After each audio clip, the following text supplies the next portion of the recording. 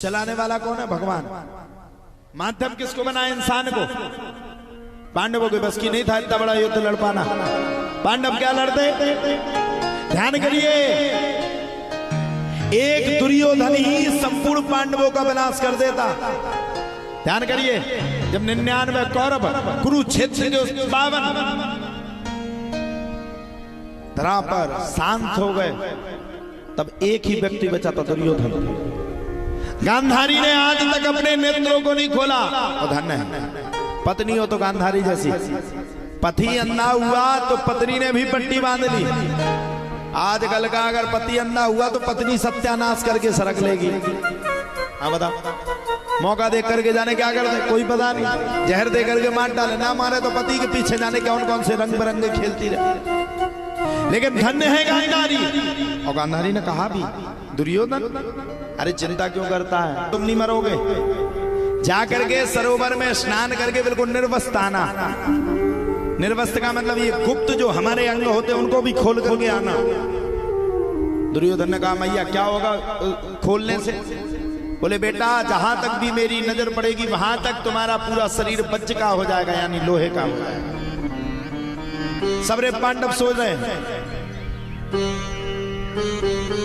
सबरे पांडव सो रहे हैं। भगवान ने भीम को पकड़ करके उठाया, उठाओ, दुर्योधन जा रहा है सरोवर में स्नान करने। निर्वस्त्र आएगा, पूरे अंगों को खोल करके आएगा। और अगर गांधारी ने धोखे से भी पट्टी को खोल लिया तो विनाश हो जाएगा। अब बताओ, भीम कह रहा है हमें कोई मतलब नहीं, आप जानो, आपका काम जाने, हमें सोने दो। भगवान अर्जुन के पास गए, उठ जाओ, दुर्योधन विनाश कर देगा। अर्जुन कह रहा है हमें क्या लेने, युद्ध तुम्हारा, धर्म पर तुम चलते हो, हमें क्या मतलब, सोने दो, हटो हटो। बताओ साहब, युद्ध लड़ रहे पांडव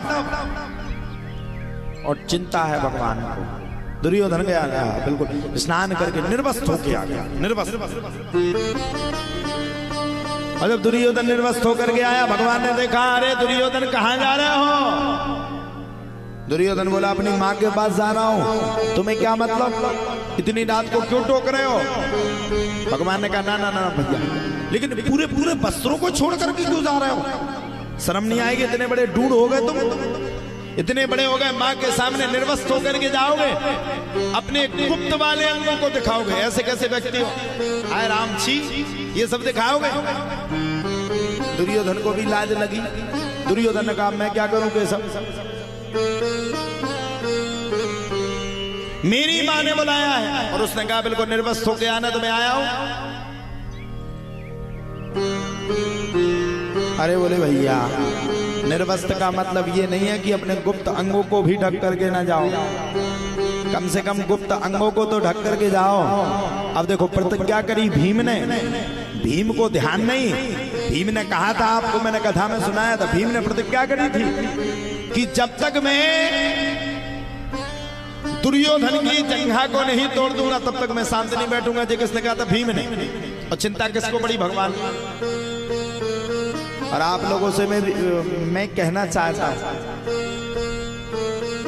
जब भी आपके साथ कोई अत्याचार करे, अब ये मत सोचना, अरे यार मेरी पोजीशन घट गई, इसने मेरे को लाठी मार दी, गांव में मेरी इज्जत धू तोड़ गई। ना ना ना ना ना ना, बिल्कुल नहीं। भगवान के सामने जाओ, दीपक जलाओ और प्रभु से कहो, प्रभु अगर मैंने अधर्म किया तो मुझे दंड मिले, अगर उसने मेरे साथ अत्याचार किया तो उसको दंड मिले। भगवान आपकी रक्षा करेगा। भगवान ने कहा, कम से कम गुप्त अंगों को तो, कम से कम गुप्त अंगों को तो ढक करके जा रहे भैया।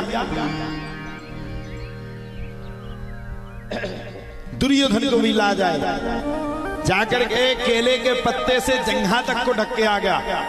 अब देखो, यहां उसकी मृत्यु उसको बुला रहे।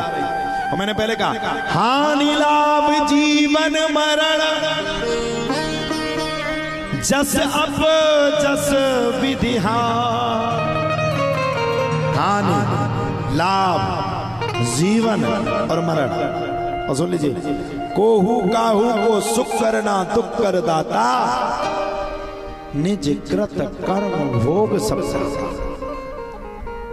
अपने अपने कर्मों को संसार भोगता। अब देखो, दुर्योधन की मृत्यु आ गई, गांधारी ने पूरा प्रयास कर दिया, गांधारी ने सोच दिया मेरा बालक बच जाएगा, लेकिन बालक नहीं बच रहा। पूरी कसरत ताकत लगा करके गांधारी तैयार है, लेकिन भगवान ने पहले उसकी मति को मंद कर दिया, और मंद कर करके भगवान ने पहुंचा दिया। गांधारी ने कहा बेटा बिल्कुल निर्वस्य, बोले बिल्कुल। अब उसके दान तो केशव ने कहा सही होगा, गलत कहा होगा। माता गांधारी ने जब अपने नेत्रों को खोला, पट्टी को हटाया, तो पट्टी और नेत्रों को हटाने के बाद माता गांधारी ने विचित्रता देखी। हाय राम, जहां जहां शरीर में जगह पहुंची, वहां वहां माता ने देखा दुर्योधन का पूरा शरीर बज्ज का पड़ गया। बज्ज मतलब लोहा, लोर। आपने देखा ना लोर को शरीर है, को